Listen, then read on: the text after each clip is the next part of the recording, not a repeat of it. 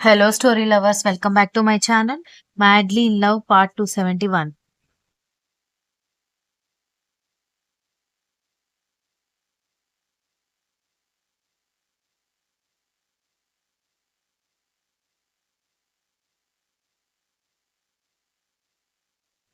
నీకున్నపాటి brain మీ చెల్లెలకు కూడా ఉంటే నాకిన్ని తిప్పలు ఉండేవి కాదు అని కర్ణ చెప్పగానే విరాట్ ఆశ్చర్యంగా చూస్తుంటే మీకేమైంది, ఎందుకంత వింతగా చూస్తున్నారు అన్నాడు. భార్య బాధితుడిలాగా నువ్వు మాట్లాడుతుంటే నవ్వొస్తోందిరా అనగానే కోపంగా పక్కనే ఉన్న ఫ్లవర్ వాజ్ ఎత్తడంతో వద్దు బావా, దాంతో కొడితే చచ్చిపోతాను అని విరాట్ అనగానే నువ్వు బావా అన్నందుకైనా నిన్ను కొట్టాలిరా అన్నాడు కర్ణ.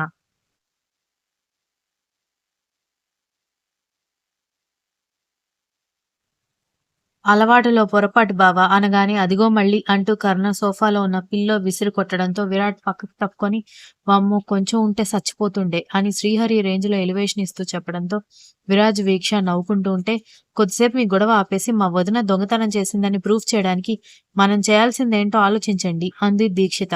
వీక్ష బాగా ఆలోచించి నా దగ్గర ఒక ఐడియా ఉంది, బట్ మీరు దాన్ని ఫూలిష్‌గా తీసుకోకూడదు అనగానే, నిజంగా మా వదిన దొంగతనాన్ని బయటపెట్టి మా చెల్లెలు తప్పు చేయలేదని ప్రూఫ్ అవుతుంది అంటే, మేమెందుకు అలా అనుకుంటాం వీక్ష చెప్పు అంది దీక్షిత.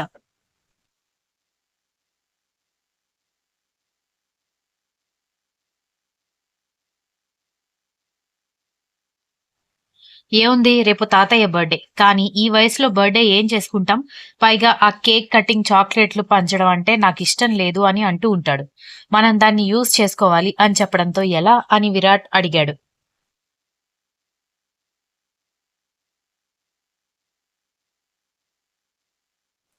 ఏముంది, తాతయ్యకి అమ్మాయిలు అబ్బాయిలు ట్రెడిషనల్ గా రెడీ అవ్వడం చాలా ఇష్టం. లైక్ రెట్రో, రెండు జడలు వేసుకుని పరికిణి ఓణి వేసుకుని అమ్మాయిలు అబ్బాయిలు పంచి కట్టుకుని నూనె పెట్టి తల దూకుని అబ్బాయిలు ఉండి గుడికి తీసుకువెళ్ళి ఇంట్లో సెలబ్రేషన్స్ చేసుకుంటే తాతయ్య బాగా హ్యాపీగా ఫీల్ అవుతాడు.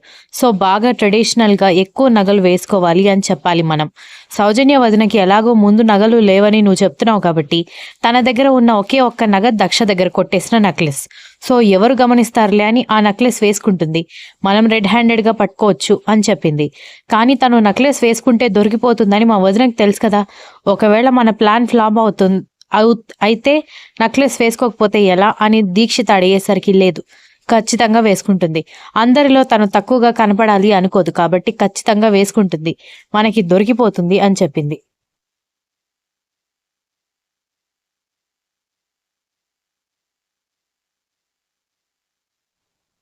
సరే, ప్లాన్ సక్సెస్ అయితే మంచిదే. సక్సెస్ అవ్వకపోతే ఇంకొక ప్లాన్ గురించి ఆలోచిద్దాం అనగానే, తొక్కలో వీళ్ళ వదిన దగ్గర నిజం చెప్పించడానికి మనం ఇంత ప్లాన్ చేయాలా అని అన్నాడు కర్ణ. గట్టిగా నిలదీసి కూడా ఈ నిజాన్ని బయట పెట్టించొచ్చు బావా. కానీ తను రివర్స్‌లో ఇంటికి పిలిచి అవమానిస్తున్నారని, దౌర్జన్యం చేస్తున్నారని ఓవర్ యాక్షన్ చేసే అవకాశం ఉంటుంది. ముందే వీళ్ళ వదిన నోరు ఎలా ఉంటుందో మనకు తెలుసు కదా అని వీక్ష చెప్పడంతో సరే అలాగే చేద్దాం అనగానే, నేనిప్పుడే వెళ్ళి తాతయ్యకి తెలియకుండా ఈ విషయం అందరికీ చెప్తాను అని చెప్పి వీక్ష వెళ్ళిపోయింది.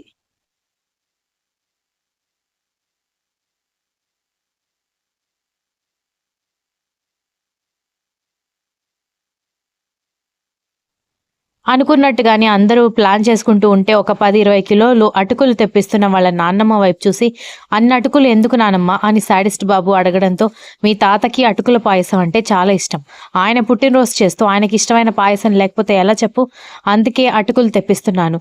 ఆయన పుట్టినరోజు సందర్భంగా అందరికీ అటుకుల పాయసం అనగానే నవ్వుకున్నారు అందరూ. అన్నట్టుగానే ఆ రోజు సాయంత్రానికి వెళ్లి రెట్రో సెలబ్రేషన్స్ కోసం బట్టలు తెచ్చుకున్నారు.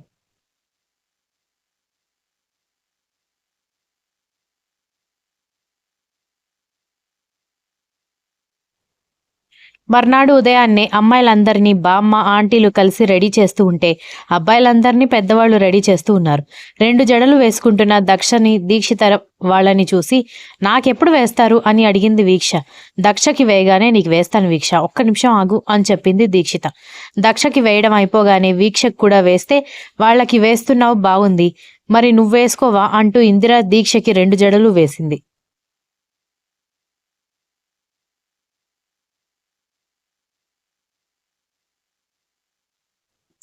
అందరూ రెడీ అయిన తర్వాత నెమ్మదిగా దక్ష కర్ణ గదిలోకి వెళ్ళగానే అతను అద్దం ముందు నిలబడి పర్ఫ్యూమ్ స్ప్రే చేసుకుంటూ ఉండగా ఎలా ఉన్నాను అని అడగడంతో ఆమె వైపు తల తిప్పి చూసి స్లో మోషన్లో కనురెప్పలు కొట్టడం కూడా మర్చిపోయాడు.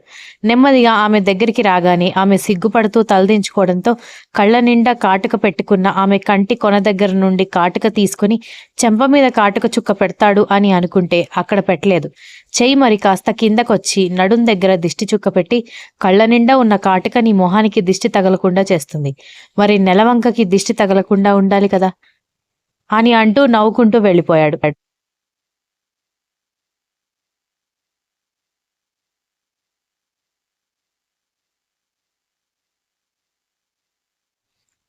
అతను చేసిన పనికి చిన్నపాటి షాక్లో ఉన్న దక్ష వెంటనే 2 చేతుల్లో మొహాన్ని దాచుకుని సిగ్గుపడుతూ డోర్ వెనక్కి వెళ్లి దాక్కోవడంతో దీక్షిత వీక్ష ఆమె కోసం వచ్చి ఎక్కడికి వెళ్ళిపోయింది ఇది, కర్ణగారు లోపలుందని చెప్పారు కదా అని దీక్షిత అంది. ఏమో తెలీదక్కా, నేను కూడా దానికోసమే చూస్తున్నానని వీక్ష కూడా చెప్పడంతో నేను ఇక్కడే ఉన్నానని డోర్ చాటు నుంచి సిగ్గుపడుతున్న దక్ష బయటికి రావడంతో ఏంటే డోర్ వెనక నిలబడి ఏం చేస్తున్నావు అనగానే బూజు దులుపుతూ ఉందేమో అని వీక్ష చెప్పడంతో ఇద్దరిని సీరియస్గా చూడ్డంతో ఏంటే అని అడిగింది దీక్షిత.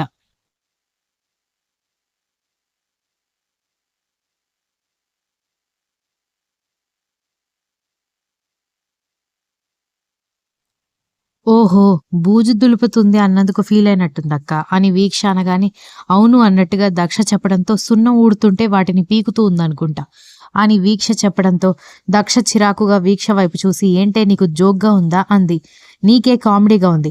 మనం ఏమనుకున్నాం, తాతయ్య బర్త్డేకి సర్ప్రైజ్లు చాలా ఉన్నాయి, త్వరగా రెడీ అవ్వాలని చెప్పాను కదా, ఇక్కడ నిలబడి బూజు దులుపుకుంటూ సున్నం ఊడొస్తుంటే పీక్కుంటూ కూర్చున్నావా అనగానే అదేం కాదు, మరేమో మీ బావ తెగ నాటి అయిపోతున్నారని తెగ మెలికలు తిరుగుతూ చెప్పడంతో వీక్ష కూడా దక్షని ఇమిటేట్ చేస్తూ అంత నాటిగా ఏం చేశాడమ్మా అని అంతే వెటకారంగా అడగడంతో దక్ష కోపంగా చూస్తే వాళ్ళిద్దరిని చూసి తల పట్టుకుంది దీక్షిత.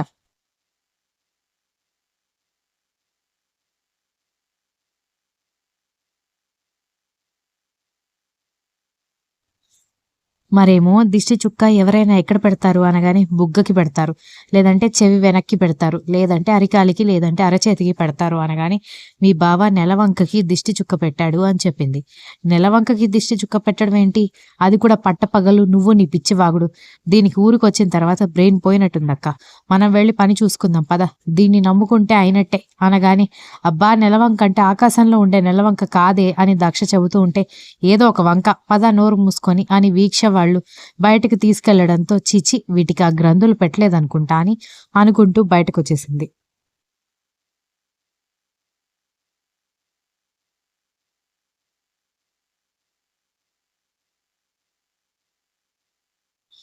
అమ్మాయిలందరూ పట్టు పరికిణి 2 జడలు వేసుకున్నారు. పట్టు పరికిణి అంటే లంగా ఓణి కాదు, లంగా దానిపైన ఫుల్గా ఉండే జాకెట్. 2 చేతులకి మ్యాచింగ్ ప్లెయిన్ గాజులు, అటు ఇటు బంగారు గాజులు వేసుకున్నారు.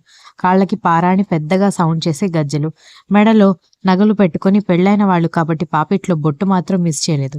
అందరూ కిందికొచ్చేసరికి బామ్మ సర్ప్రైజ్ అయిపోయి ఏంటిదంతా అనగానే రెట్రో అంటే ఇదే అమ్మమ్మ, పాతకాలంలో లాగా రెడీ అవ్వాలి అనగానే చాలా బాగున్నారు అని అంది ఆవిడ. వాళ్ళు ముగ్గురే కిందికి రావడంతో ఇంకా రక్ష స్నేహ మా వదిన పూజ ఎవరు బయటికి రాలేదా అని దక్ష అడగడంతో కొంపదీసి మీ వదిన్ని కూడా ఇలాగే రెడీ అవ్వమన్నావా ఏంటి అని అడిగింది బామ్మ.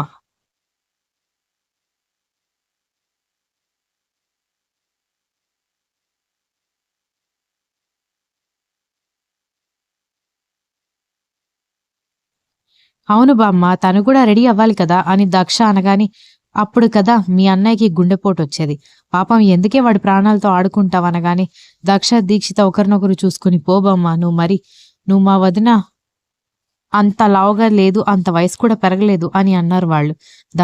దాని కుళ్ళుబోతు మొహానికి ఎంత అందంగా రెడీ అయినా అందంగా అనిపించదు అని ఆవిడ తిట్టుకుంటూ ఉంటేనే రక్షా స్నేహ పూజ సౌజన్య అందరూ బయటకొస్తే పూజ రక్షా స్నేహ ముద్దుగానే ఉన్నారు గాని సౌజన్య కొంచెం కామెడీగా ఉండడంతో బామ్మ పగలబడి నవ్వుతూ ఉంటే దక్ష దీక్షిత ఒకరినొకరు చూసుకున్నారు.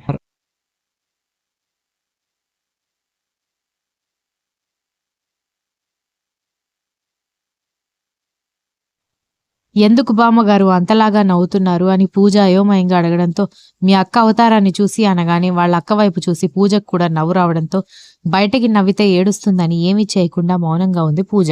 continues. If you like the story, please like, share, comment and don't forget to subscribe.